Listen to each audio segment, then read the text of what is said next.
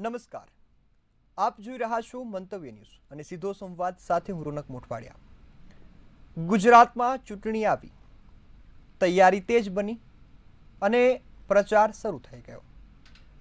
આ વચ્ચે આજે મતદાનમાં જે ઉમેદવારો છે તેમનું નામાંકનનો છેલ્લો દિવસ હતો, એટલે કે ઉમેદવારી ફોર્મ ભરવાનો છેલ્લો દિવસ। આજે જે ઉમેદવારો નક્કી થયા એ ફાઇનલ છે અને હવે મતદારોએ તેમને મત આપવાના છે।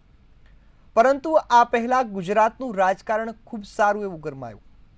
ઉમેદવારોની ટિકિટ ફાઇનલ હતી નહીં, તેમને ટિકિટ મળી ગઈ। ઘણા ઉમેદવારો પોતાની ટિકિટને ફાઇનલ માનતા હતા, તેમનું પત્તું કપાઈ ગયું। તો આ વખતે ગુજરાતના રાજકારણમાં એક નવી જ રણનીતિ ભાજપ અને કોંગ્રેસ બંનેએ અપનાવી અને આ રણનીતિ છે કે સોશિયલ મીડિયામાં ફેમસ લોકોને ટિકિટ આપવાની। વડોદરા, મહેસાણા અને ગીર સોમનાથ અને સાથે રાજકોટમાં પણ આ પ્રકારે। તો વડોદરામાં અંકિતા પરમારને, રાજકોટમાં આરજે આભા જેમને કોંગ્રેસે ટિકિટ આપી, તો રાજલ બારોટને ભાજપે આપી અને સાથે નેહા સુથારને પણ ભાજપે ટિકિટ આપી। આ તમામ લોકો એવા છે કે જેમના લાખોમાં ફોલોવર્સ છે અને કદાચ એમને ફાયદો પણ થઈ શકે। તો આ નિર્ણયથી જૂના જોગીઓ નારાજ થયા છે। જૂના જોગીઓ અત્યારે અસંતોષ અનુભવી રહ્યા છે અને ક્યાંક બળવો પણ કરી રહ્યા છે। આ મુદ્દે આજે ચર્ચા કરવી છે અને નામાંકન ગુજરાતમાં કેવું રહ્યું આ મુદ્દાને પણ જાણવો છે। તો મારી સાથે ગેસ્ટ પેનલમાં જોડાયા છે સ્નેહલભાઈ જોશી, ભાજપના નેતા છે, મહેશભાઈ પુરોહિત, કોંગ્રેસના નેતા છે અને એક વિશ્લેષક તરીકે જયંતિભાઈ આહિર। તો હાલમાં તમામ જે ગરમાવો પણ જોવા મળ્યો, આ સાથે મતદાન પણ થયું અને ચર્ચાઓ તેજ બની છે। સ્નેહલભાઈ, ખાસ તો આજે ઉમેદવારોમાં ભાજપે લાખો ફોલોઅર્સવાળા ઉમેદવારોને પસંદ કર્યા, જૂના જોગીઓ નારાજ પણ થયા છે। કેવો માહોલ અને ઉમેદવારો પસંદ કરવાનું કારણ શું? રોનક, આજે આપણે જે દ્રશ્યો જોઈ રહ્યા છે એ દેખાડે છે કે ખૂબ જ ઉત્સાહ અને ઉમંગ સાથે જે બધા ઉમેદવારો છે એ ફોર્મ અને નામાંકન પોતાનું ભરી રહ્યા છે। સાથે સાથે આપણે જોયું કે ઘણા બધા યુવા ચહેરાઓ પણ આની અંદર ઇન્ક્લુડ કરવામાં આવ્યા છે અને જ્યાં સુધી ભારતીય જનતા પાર્ટીની વાત છે તો ચોક્કસપણે આ એક સમન્વય રાખવામાં આવ્યો છે કે ભારતીય જનતા પાર્ટીની અંદર દરેક જાતિ ધર્મ સમુદાયના લોકો પણ છે, દરેક ઉંમરના લોકો પણ છે ને અલગ અલગ વ્યવસાયના અલગ અલગ ક્ષેત્રમાં કામ કરતા લોકો પણ છે। એટલે મને લાગે છે કે આ ખૂબ જ એક સારી મિક્સ બેગ આપણે કહી શકીએ કે જેની અંદર ખૂબ જ અનુભવી લોકો પણ છે અને ખૂબ નવા લોકો પણ છે, નવી ઉર્જાવાળા જે કાર્યકર્તા છે કે જે છેલ્લા થોડા વર્ષોથી કામ કરતા હતા એમને પણ એક મોકો મળે અને યુવાનોને એક તક મળે, એને ખાસ ધ્યાનમાં રાખીને આ જે છે તે કરવામાં આવ્યું છે। સાથે મને એવું લાગે છે કે કોઈ પણ જગ્યાએ કોઈ ઉમેદવાર જે છે એ ક્યાંય એવું નથી થયું કે કોઈ ઉમેદવાર જે ખૂબ જ વર્ષોથી કામ કરતા હોય એને ના મળી। હું મારા જ વિસ્તારની વાત કરું, મણિનગરમાં, તો 3 ઉમેદવાર છે, એ લોકો લગભગ 30 વર્ષથી પાર્ટી સાથે જોડાયા છે ને અલગ અલગ ક્ષેત્ર, અલગ અલગ એમને જે દાયિત્વ મળ્યા છે એ કામ કરી રહ્યા છે। એટલે એક યુવા મોરચાના ખજાનચી તરીકે એક જે જોડાયા હતા એ અત્યારે એમને આ ટિકિટ મળી, એટલે બહુ જ વર્ષો સુધી એમને અલગ અલગ દાયિત્વ એમને નિભાયા છે। એટલે જેમ ભારતીય જનતા પાર્ટીની અંદર જે અલગ અલગ દાયિત્વ નિભાવીને પાર્ટી જે નિયત એક પ્રક્રિયા દ્વારા જે ઉમેદવારો નક્કી કર્યા છે, તો મને લાગે છે કે એ જનતા પણ એની ઉપર એમની પસંદની મોર 100% મારશે અને 28 તારીખે આ બધી જ જગ્યાએ કમળ ખીલશે એવી મને 100% આશા છે। જી બિલકુલ। ત્યારે આપણી સાથે કોંગ્રેસમાંથી મહેશભાઈ રાજપૂત પણ છે। મહેશભાઈ, કોંગ્રેસે પણ આ વખતે આરજે આભાને ટિકિટ આપી છે રાજકોટ ખાતેથી અને આ વખતેની રાજનીતિમાં નવા ચહેરાઓ ખૂબ આવ્યા અને નવા ચહેરાઓ પર દાવ લગાવ્યો છે। શું આશા છે આ વખતેની અને કેવો રહ્યું નામાંકન આજનું? કારણ કે જે રીતે આજે દેશની અંદર યુવાઓની આપણે વાત કરીએ તો યુવાઓ મતદાર બહુ મોટો મતદાર છે અને ત્યારે યુવાનોને તક મળવી જોઈએ, પછી એ બહેનો હોય કે ભાઈ હોય, એ તમામને તક મળવી જોઈએ। તેને ભાગરૂપે યુવાનોને હું માનું છું ત્યાં સુધી બંને પક્ષમાંથી યુવાનોને મહત્વ આપવામાં આવ્યું છે અને એક રાજનીતિનો એક નવો દોર ચાલુ થઈ રહ્યો છે એવું મને લાગે। જી બિલકુલ। મહેશભાઈ, પણ આ વખતે કદાચ કોંગ્રેસને ઉમેદવાર પૂરતા મળી ગયા છે, કારણ કે ભાજપનો આપેલાનો આક્ષેપ હતો કે ઉમેદવાર નહીં મળે। આક્ષેપો રાજકીય તો થતા હોય એકબીજા ઉપર અને એકબીજા ઉપર કહેવામાં પણ આવતું હોય। જે રીતે કોંગ્રેસે પહેલા જ લિસ્ટો બહાર પાડી અને ઉમેદવારો જાહેર કરી દીધા હતા. આપણે જોઈએ તો 6 તારીખે અમે અમારા ઉમેદવારો જાહેર કરતા. રાજકોટ શહેર, તો રાજકોટ શહેરની અંદર 40 ઉમેદવારો અમે 6 તારીખે જ જાહેર કરી દીધા. જી બિલકુલ. જયંતિભાઈ, હવે આપ વિશ્લેષક છો રાજકારણને અને અત્યારની જે સ્થિતિ છે ગુજરાતમાં કે સોશિયલ મીડિયા પર વધુ ફોકસ, એટલે કે ડિજિટલ અને વાયરલ વોટ, આ બંને પાર્ટીઓએ ધ્યાન આપ્યું છે. શું લાગે છે, સ્થાનિક મુદ્દા જરૂરી હતા કે આ કોઈ પણ જાણીતા ચહેરાઓને ઉતારવા? તમે જુઓ આ વખતની ચૂંટણી અને હમણાં લેટેસ્ટ ન્યૂઝ પ્રમાણે કે 10,005 કેન્ડિડેટ માટેની આ એક ઇલેક્શન ડિક્લેર કરવામાં આવ્યું. તાલુકા પંચાયત ગણીએ તો એ 18,000 સમથિંગ એના કેન્ડિડેટ થાય. હવે આ 10,005 જે સંખ્યા છે એની સામે કદાચ મને નથી લાગતું કે એ 3 પક્ષોની સાથે 30,000 મતદાર એમાં કોમ્પિટિશનમાં ઉતર્યા હોય.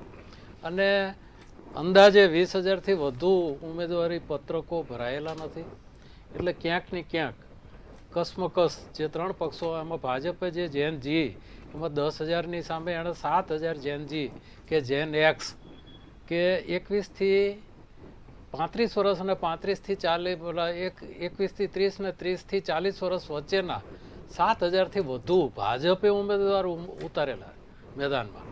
કોંગ્રેસે પણ એક સારો પ્રયત્ન કર્યો છે, પણ ક્યાંક ને ક્યાંક આખી જે સિસ્ટમ છે જેન જી સાથેની અને જે આપણા સરાઉન્ડિંગ દેશ, જે બાંગ્લાદેશ છે, નેપાળની અંદર છે, જે શ્રીલંકાની અંદર, એ નવી યુવા પેઢીને જે રાજકીય જે ભ્રષ્ટાચાર અને જે શિથિલતા સાથેની જે આખો માહોલ જે એ લોકોએ ચેન્જ કર્યો અને એ ચેન્જ ભારતમાં એના પડઘા ના પડે એવા એક અગમચેતીના પગલાં તરીકે બધા પક્ષોએ ક્યાંક ને ક્યાંક આ વિચારને સ્વીકાર્યો છે અને સ્વીકારવા સાથે એને અમલમાં મૂક્યો છે. અમલમાં મૂકવાથી આજે જે યુવા પેઢીને, તમે જો એક બગસરામાં 21 વર્ષની દીકરી છે વિશ્વા, કે એની સરનેમ શું તો યાદ નથી મને.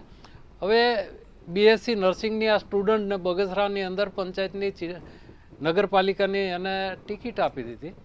હવે એ ક્યાંય હતી ને, તમે હમણાં વાત કરી એમ સોશિયલ મીડિયાના ઇન્ફ્લુઅન્સ તરીકે એની બહુ સારી એના ફોલોઅર્સ સાથે, તો ભાજપે કે કોંગ્રેસે પોતાના સંનિષ્ઠ કાર્યકરોને પણ ક્યાંકથી પકડી અને ઊભા કરી દીધા છે. મહેસાણામાં કમલમમાં છેલ્લા લગભગ 20 વર્ષથી પટ્ટાવાળા ચા બનાવનાર એક માણસને, રમેશભાઈ ભીલને, એણે ટિકિટ આપી દીધી. તમે વિચારો કેટલો એને એ લાગે, લોકોમાં કેવો મેસેજ જાય કે એક સંનિષ્ઠ કાર્યકરને ક્યાંકથી બરોડામાં પણ કોઈ એક પરિવારના એના સભ્યને ટિકિટ આપી SC ST ઉમેદવારને, તો આખું ઘર ટીવીની સામે રડવા બેસી ગયું. અને એ હર્ષના આંસુ, કોઈ શોક નહીં. તો ક્યાંક જેને ટિકિટ મળી ત્યાં મારફાડ પણ થઈ છે. સુરત જુઓ કે ક્યાંક કોઈ ફિનાઇલ પીધેલા છે. આવા દ્રશ્યો પણ આપણે જોયા છે. અને આ તો હજી શરૂઆત છે. આજે સાંજ સુધીમાં તો ઘણા બધા બિનહરીફ એટલા બધા તમને કન્ટિન્યુ મેસેજ મળતા રહેશે. એટલે લોકો બંને રીતે ક્યાંક કોઈ થાક્યા છે રાજકારણથી, તો ક્યાંક કોકને એમ થાય છે કે મારે કંઈક સેવા કરવી જોઈએ. એમાં જે અઠંગ, જે વર્ષોથી એક રાજકીય ખેલાડી તરીકે કામ કરતા હતા, એવાની પણ સીટો કપાણી છે. અને એની જગ્યાએ નવી પેઢીને નવા ઉમેદવારોને આ તક આપવામાં આવી છે. અને આ તક આપવાથી સમાજની અંદર એક મેસેજ જાય છે કે હવે ક્યાંક ને ક્યાંક કોઈક રીતે પરિવર્તન આવી રહ્યું છે. અને એ પરિવર્તન જો ગ્રાસ રૂટથી થાય, પંચાયતોથી થાય, કે નગરપાલિકા કે મહાનગરપાલિકાના કોર્પોરેટ કે જે સામાન્ય સભ્ય બેસી અને એ વહીવટમાં પારદર્શિતા લાવે, તો એની અસર ધીરે ધીરે આ જ પેઢીમાંથી ધારાસભ્યો થવાના છે, આ જ પેઢીમાંથી સંસદ સભ્યો થવાના છે. અને એમાંથી જ ક્યારેક કોઈ CM PM કે મિનિસ્ટર બનવાના છે. ક્યાંક જો નિષ્ઠા આવશે તો મને તો એવું દેખાય છે કે આપણે નેપાળ કે બાંગ્લાદેશ કે શ્રીલંકાને રસ્તા ના જતા આ એક પરિવર્તનનો શીલો જે વિવિધ પક્ષોએ જે સ્વીકાર્યો છે, એ મને લાગે કે હુલ્લડ આંદોલન કે મારામારી કાપીની જગ્યાએ વૈચારિક ક્રાંતિ સાથે એક ભારતનું ઉજ્જવળ ભવિષ્ય બનાવવા માટેનો આ એક પ્રયત્ન કરતા હોય એવું અત્યારે દેખાય છે. જી બિલકુલ. સ્નેહલભાઈ, હવે આ વખતેની ચૂંટણી સેમીફાઇનલ સમાન છે. હવે વિધાનસભાની ચૂંટણી પણ નજીક આવી રહી છે. આમાં જેવું પ્રદર્શન હશે તેવું જ પ્રદર્શન વિધાનસભાની ચૂંટણીમાં પણ જોવા મળશે. હાલની સ્થિતિએ કયા કયા મુદ્દાઓને ધ્યાનમાં લઈને ચાલી રહ્યા છો ને જનતાના વિકાસના કામોની વાત કેવી છે? રોનક, સામાન્યતઃ આપની વાત એટલે સાચી છે કે જનતાનો જે મૂડ છે એ ચૂંટણીથી ખબર પડે છે કે ડેમોક્રેસીનું સૌથી સારું એક લિટમસ ટેસ્ટ છે એ ઇલેક્શન છે. કે ઇલેક્શન દરમિયાન જ્યારે કોઈ પણ એક પાર્ટી અને એના પ્રતિનિધિને જ્યારે લોકો આ રીતે એક નિષ્પક્ષ પ્રક્રિયાથી એને મત આપીને મત પ્રગટ કરીને એમને મતદાન કરીને એમને જ્યારે પ્રતિનિધિ તરીકે સિલેક્ટ કરતા હોય છે, ઇલેક્ટ કરતા હોય છે, તો ચોક્કસપણે આપણે જાણી શકીએ છીએ કે લોકોનો મિજાજ શું છે. વાત છે મુદ્દાઓની, તો જ્યાં સુધી ભારતીય જનતા પાર્ટીનો સવાલ છે તો ભારતીય જનતા પાર્ટી જે છે તે સબકા સાથ, સબકા વિકાસ, સબકા વિશ્વાસ ઓર સબકા પ્રયાસ આ એમનું સ્લોગન અમારા પાર્ટીનું છે.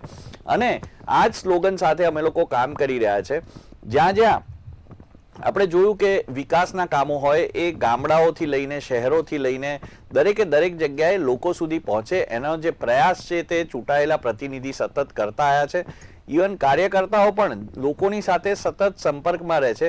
પણ ચોક્કસપણે જ્યારે ચૂંટણી આવે ત્યારે અમે લોકો ફરીથી લોકો પાસે જઈ અને અમે કહીએ છીએ કે અમે આટલા કામ કર્યા છે, અમારે એની અંદર સુધારા વધારા હોય તો આપ જણાવો, કઈ ત્રુટિ રહી ગઈ હોય તો અમે એને સુધારીને આવતા 5 વર્ષમાં એને વધુ સારી રીતે કેવી રીતે કરી શકીએ એ પ્રમાણેની વાર્તાલાપ અને સાથે અમે રિક્વેસ્ટ પણ કરીએ છીએ કે જનતાને કે અમને આવનારા 5 વર્ષો માટે સત્તાના માધ્યમથી સેવા કરવાનો મોકો આપે. એટલે મને એવું લાગે છે કે એક ખૂબ પોઝિટિવ વેવ જે ચાલુ થયો છે અને વિકસિત ભારત 2047માં જેમ આપણા વિશ્લેષકશ્રીએ કહ્યું કે બહુ જ મોટા પ્રમાણમાં યુવાનો આ વખતે જોડાયા છે. આ મને લાગે છે કે આપણા દેશ માટે, ડેમોક્રેસી માટે અને ખાસ કરીને ગુજરાત માટે આ એક બહુ પોઝિટિવ મોમેન્ટ છે કે જેના દ્વારા આપણને યુવા જનપ્રતિનિધિ આપણા ગામડે ગામડે આપણને જોવા મળશે. એ લોકો નવા ઉમંગ ઉત્સાહ સાથે કામ કરશે ને પેનલની અંદર રહેલા અને પાર્ટીમાં રહેલા વડીલો જે છે તે એમને ગાઈડ કરશે. એટલે મને લાગે છે કે આ એક ખૂબ સારો પ્રોસેસ, એનો જે આઉટકમ છે એનો લાભ જે છે તે ગુજરાતની જનતાને 100% થવાનો છે. અને આગામી સમયમાં પણ આપણે જોઈશું કે જેમ જેમ આપણે આગળ ઇલેક્શન્સ આવે એમ જે લોકોનો પ્રતિસાદ છે તે ચોક્કસપણે પોઝિટિવ થતો જશે. અને જેમ આપણે કહ્યું એમ ચોક્કસપણે આ ઇલેક્શનમાં પણ મને ખાતરી છે કે ભારતીય જનતા પાર્ટીને ખૂબ જ મોટા પ્રમાણમાં બહુમતીથી લોકો ગુજરાતની જનતા જીતાડશે. અને આગામી સમયમાં પણ આવનારા જે ઇલેક્શન છે વિધાનસભામાં એની અંદર પણ ખૂબ મોટા પ્રમાણમાં વોટ આપીને અને સારી રીતે જન સમર્થન અમે લોકો પ્રાપ્ત કરીશું એવી મને ચોક્કસપણે આશા છે. અને ખૂબ સારી વાત એ છે, જેમ મેં પહેલાં પણ કહ્યું કે યુવાનોનું જે રીતે પાર્ટિસિપેશન છે તો એ દરેક પાર્ટી માટે, લોકો માટે, બધા માટે આ બહુ એક પોઝિટિવ સાઇન છે. જી બિલકુલ. મહેશભાઈ, આ વખતે કોંગ્રેસ પણ મેદાનમાં છે ને કોંગ્રેસ મજબૂતીથી લડવાનો વાયદો પણ આપી રહી છે ને ગુજરાતની જનતાના મુદ્દાઓ જે વિકાસના કામો અધૂરા રહ્યા છે, પ્રાથમિક સુવિધાઓ મળતી નથી, આ મુદ્દાને ઉઠાવી રહી છે. અત્યાર સુધીમાં જ્યાં સુધી મેં કોંગ્રેસનો જો પ્રચાર જોયો છે તો એ સ્થાનિક મુદ્દાઓને આ વખતે પ્રાધાન્ય આપી રહી છે. કેવું આયોજન છે ને ટક્કર કેટલી આપી શકશો? પૂરી ટક્કર દેવાની જ છે, કારણ કે લોકોના આપણે જોયું હશે કે દરેક જિલ્લાની અંદર, દરેક મહાનગરપાલિકા અને નગરપાલિકા ત્યાંના સ્થાનિક જે પ્રશ્નો છે એના ઉપર જ અમારો જે પ્રજા માટે જે અમે જઈ રહ્યા છીએ એની અંદર જે અમારા વચનો છે એ સ્થાનિક વચનો છે. અમે લોકો સમક્ષ ગયા હતા, લોકોની પાસેથી એમની જે અસુવિધાઓ છે એને શું સુવિધાઓ જોઈએ છે અને એની શું ઈચ્છાઓ છે એ વસ્તુને ધ્યાનમાં રાખી હરેક તાલુકા, હરેક ડિસ્ટ્રિક્ટ, હરેક મહાનગરપાલિકા અને નગરપાલિકાની અંદર ત્યાંના સ્થાનિક મુદ્દાઓ સાથે અમે અત્યારે લોકો સમક્ષ જઈ રહ્યા છીએ. અને લોકોની વાતને અમે સમર્થન આપીએ છીએ ત્યારે લોકો અમને સમર્થન આપી અને જંગી બહુમતીથી અમારા જે પ્રતિનિધિઓ છે એ જીતશે એવી અમને પૂરી આશા છે. જી બિલકુલ. મહેશભાઈ, આ સાથે સ્થાનિક મુદ્દા ઉઠાવ્યા છે અને ભાજપનો દાવો છે કે 30 વર્ષના શાસનમાં અનેક વિકાસના કામો થયા છે અને જો એ વિકાસ થઈ ગયો હોય તો તમે હવે કયા કામ કરશો? જો વિકાસ પહેલી વાત તો એ છે કે વિકાસ થઈ ગયો હોત તો પછી અત્યારે લોકોની જે માંગણીઓ છે એ ન હોત. આપણે મીડિયાના માધ્યમમાં આપણે છેલ્લા 2 દિવસથી જોઈએ છીએ કે ભાજપના મિત્રો જ્યાં જ્યાં પ્રચાર કરવા જતા હોય અને ત્યાંના સ્થાનિક લોકો એમ કહેતા હોય કે 5 વર્ષ તમે દેખાણા નથી અને હવે શું આવ્યા છો, હવે અમે તમને વિડીયો પણ મોકલીએ છીએ છતાં સફાઈઓ નથી થતી. આવા આપણે મીડિયાના માધ્યમ દ્વારા પણ ચેનલોની અંદર પણ આપણે જોયું છે. ત્યારે જો વિકાસની વાત હોય તો અત્યારે લોકોના જે પ્રશ્નો અમે લઈને નીકળ્યા છીએ તો એ પ્રશ્ન હોવા જ ન જોઈએ. જી બિલકુલ. જયંતિભાઈ, બંને પક્ષોની વાત સાંભળી. આ વખતે જીતી લેવું છે ચૂંટણીમાં અને કબજો જમાવવો છે ગુજરાતમાં. અત્યારે જે પ્રમાણે ઉમેદવારો ફોર્મ ભરી રહ્યા છે, શું ખરેખર આપને લાગે છે કે આટલો બધો જનતા પ્રત્યેનો પ્રેમ છે, સેવા કરવાની લાગણી છે? તમે જુઓ, આ ત્રણેય પક્ષોની પરિસ્થિતિ ઉપર જુઓ તો જે સંગઠન ગ્રાઉન્ડ લેવલે હોવું જોઈએ એ સૌથી સબળ ભાજપનું છે. કોંગ્રેસનું હતું એક વખત, પણ 2021ની જે ચૂંટણી આવી સ્વરાજ, સ્થાનિક સ્વરાજની ચૂંટણીઓ, ત્યાં એનું જે આખું નીચેનું જે આખું માળખું હતું એ ક્યાંક ને ક્યાંક ધ્વસ્ત થઈ ગયું એવું આપણને જોવા મળ્યું. આપ ક્યાંક જજુમી રહ્યું છે, આપને કેન્ડિડેટ પૂરતા નથી મળતા. અને ઈસુદાન ગઢવીનું જે એના પ્રમુખનું જે હમણાં સ્ટેટમેન્ટ હતું ને એણે પોતે કબૂલે કર્યું કે સારા માણસોને તમે રાજકારણમાં લાવવા માટે પગે પણ લાગો. અને કોઈ પણ લોકો જે ડરે છે સારા માણસ રાજકારણમાં આવતા, એનો ડર દૂર થાય એવી કંઈક પ્રવૃત્તિ કરો. તો આજે રાજકારણમાં જો તમે કે કોઈ પણ વ્યક્તિ એમ થાય કે આપણે જોઈન કરવું છે, તે જેને સેવા કરવી છે એ તો ઠીક છે, પણ મોટા ભાગે ક્યાંક ને ક્યાંક આર્થિક જે એનું માપદંડ કેવી રીતે ડેવલપ થાય ને પોતે આર્થિક એમાં સંપન્ન કેવી રીતે બને, એ મોટો સમાજનો દરેક વર્ગની અંદર આ એક થઈ ગયું કે રાજકારણમાં છે એટલે એને તો કંઈ કરવાનું ના હોય. હવે આવો જે અત્યારે સમાજની અંદર જે આખો માહોલ ઊભો થયો છે, એને આ નવી પેઢી અત્યારે જે આ યંગ ટર્કને જે રીતે આ ઉમેદવારી પત્ર માટેની જે એને મેન્ડેટ આપવામાં આવ્યા છે, અને એના કારણે જો આ વિચાર બદલાય, સમાજની અંદર એક તંદુરસ્ત હરીફાઈ ઊભી થાય કે સારા માણસો જે આઝાદી વખતે જે મહાપુરુષોએ જે રીતે લડત આપી રાજકારણમાં આવ્યા અને એક ચીલો એણે પ્રસ્થાપિત કર્યો, એ રીતે નવી પેઢી પણ આજે તમે નેપાળની અંદર મીડિયામાં, વર્લ્ડ ન્યૂઝમાં તમે જુઓ, ત્યાંના જે પીએમ છે 35 વર્ષના જે હાઈલી ક્વોલિફાઈડ છે, એને આખું મંત્રીમંડળ પીએચડી અને માસ્ટર ડિગ્રીથી ભરેલા આવા ત્યાંના આખા મંત્રીમંડળ નેપાળનું છે, જે વર્લ્ડનું જે એજ્યુકેટેડ જે મંત્રીમંડળ ગણાય એમાં એ બેસ્ટ માનવામાં આવે છે. તો આવું પણ આપણે ભારતમાં આ જો પ્રયાસ કરવામાં આવે અને અત્યારે જે સજ્જન પુરુષો, સારા માણસો રાજકારણથી દૂર ભાગવા જે માગે છે, આજે એવા ઘણા બધા લોકો છે કે આર્થિક સંપન્ન છે, સેવાકીય પ્રવૃત્તિઓ ખૂબ કરે છે, ક્યાંક ને ક્યાંક કોઈ સંસ્થાઓમાં જોડાયેલા છે, પોતાની આમદની પણ અઢળક છે, રોજનું એટલું બધું દાન કરતા હોય છે, પણ જ્યારે રાજકારણ નામ આવે તો હાથ જોડીને કહે ના, એ અમારું કામ નથી. તમે જુઓ, આજે કોઈ મોટી આફત આવે, કુદરતી હોનારતો થાય કે આપણા રાષ્ટ્રીય આપત્તિ કંઈક આવી પડે દુશ્મન દેશો તરફથી, તો પણ આવા લોકો ફ્રન્ટ રોમાં હોય છે અને એ રાષ્ટ્ર માટે, દેશ માટે બધું કરવા રાજી હોય છે. પણ રાજકારણના માધ્યમથી એને કહો કે તમે રાજકીય સેવા આ તમારા આ રાજકારણમાં આવીને કરો તો સારા માણસ, સજ્જન લોકો એના દૂર ભાગે. એનું કારણ શું છે કે રાજકારણમાં જે માણસ ગયો છે એની છાપ અત્યારે એટલી વિચિત્ર બનાવી દેવામાં આવી છે.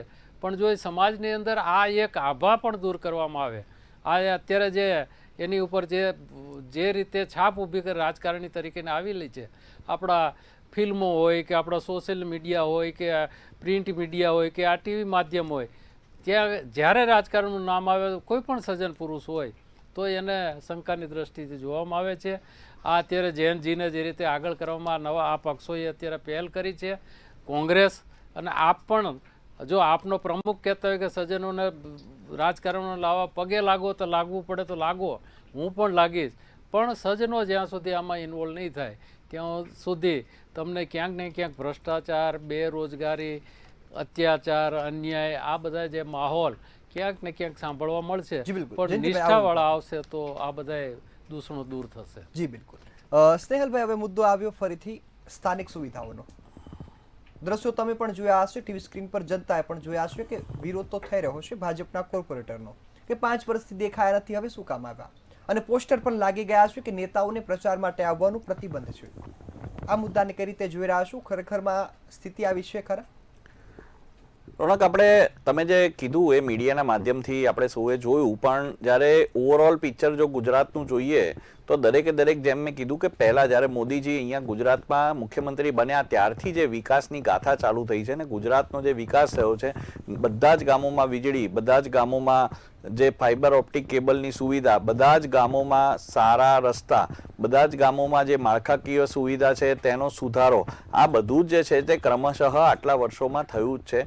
કોઈ જગ્યાએ ક્યાંક ત્રુટિ રહી ગઈ હોય તો એ જે ઘટનાઓ છે એ કદાચ છૂટક 1-2 ઘટનાઓ આપણી સામે આવી છે, પણ ત્યાં પણ જે ત્યાંનું લોકલ સંગઠન, સ્થાનિક નેતાઓ બધા ત્યાં સાથે વાત કરી અને એની શું સમસ્યા છે ને એનું કેવી રીતે સમાધાન થાય એની વાત કરે છે.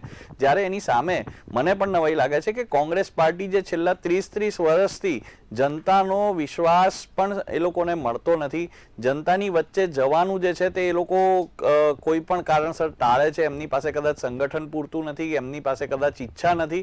અને તમે જોશો કે જ્યારે ગુજરાતની વાત આવે તો કોંગ્રેસ પાર્ટી હંમેશા વિરોધી જ રહી છે. હમણાં એમના જે અધ્યક્ષ મલ્લિકાર્જુન ખડગેજીનું પણ ગુજરાતીઓ માટેનું જે અંદર એમની હૃદયમાં ભાવના હતી એમના શબ્દો પર આવી ગઈ, એ આપણને બધાને અભણ સમજે છે. રોનક, બીજી એમની મહુવા મોહિત્રા જેવી નેત્રી હતી, એમની જે વેસ્ટ બેંગાલની પાર્ટી છે, એને પણ આવા કીધું. એટલે ગુજરાતની જ્યારે વાત આવે છે તો કોંગ્રેસનું વલણ ખૂબ જ ઉદાસીન હોય છે, અને એ જ દેખાડે છે કે આ ઇલેક્શન વખતે પણ એ લોકોને પૂરતી જે લોકો વચ્ચે જઈને વાતચીત કરવી કે લોકો સાથેનો સંપર્ક, લોકો સાથેનો સંવાદ એ ઓલમોસ્ટ ઝીરો જેવો હોય છે. એટલે મને લાગે છે કે જનતા પણ જાણે છે કે જનતાના, ગુજરાતની જનતાના વિકાસ માટે, ગુજરાતની જનતાના આવનારી પેઢીઓના ભવિષ્ય માટે અને આ જે ગુજરાતનું પોતાના ભવિષ્ય માટે, અને જેમ મેં કીધું કે વિકસિત ભારતની અંદર ગુજરાત આજે ખૂબ મોટો ફાળો, આપણે ગુજરાતની વાત કરીએ તો 40% એક્સપોર્ટ્સ ગુજરાત કરી રહ્યું છે. ગુજરાતની અંદર માઇક્રોચિપની ફેક્ટરીઝ જે લાગે છે, રોનકે, તમારા જેવા યુવાનો તો ખૂબ જ ઉત્સાહિત હશે કે આ વિશ્વની અંદરની જે સૌથી સારી ટેકનોલોજી છે એની ફેક્ટરીઝ ગુજરાતમાં લાગી રહી છે એક પછી એક. તો આ બધું જે બતાવે છે એક પોઝિટિવ મોમેન્ટ બતાવે છે, ને પોઝિટિવ મોમેન્ટ લોકોના લીધે થઈ છે.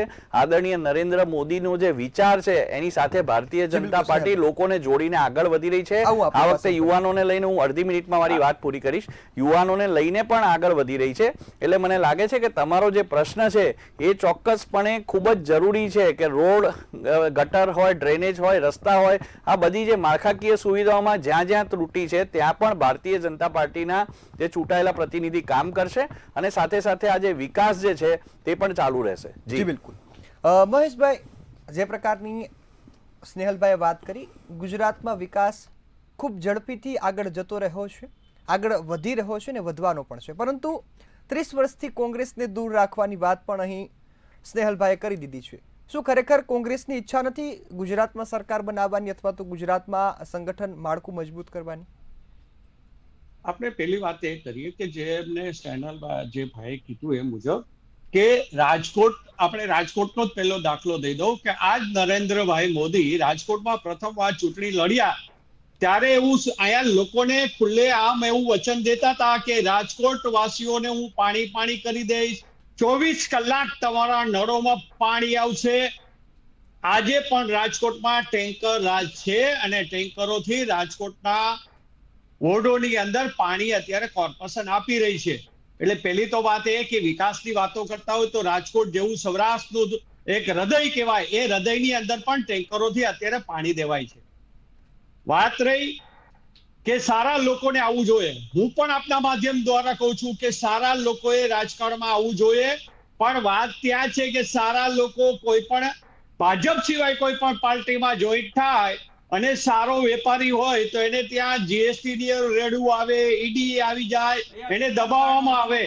આ જે દબાવનું રાજકારણ છે એનાથી સારા લોકો આજે રાજકારણથી છેટા ભાગી રહ્યા છે. તમારી રાહુલ ગાંધીની મોહબ્બતની દુકાનમાં જુઠ્ઠાણા સિવાય કશી પ્રોડક્ટ વેચવા માટે નથી. હિમાંશુભાઈ, તમે ટેન્કર રાજ ચાલુ કરવા વાળા તમે લોકો છો, ટેન્કર માફિયાઓને છાવરવા કોંગ્રેસની સરકારો હતી.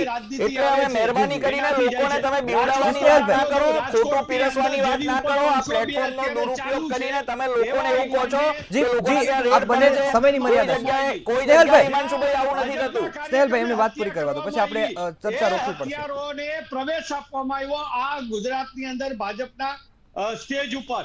એટલે જે રીતે ગુંડાગીરી અને જી, બિલકુલ. જે રીતે દબાવની રાજનીતિ કરી રહી છે ભાજપ, ત્યારે આમાં સારા લોકો ન જ આવે, કારણ કે એ લોકો આનાથી પછી છેટા જ ભાગે.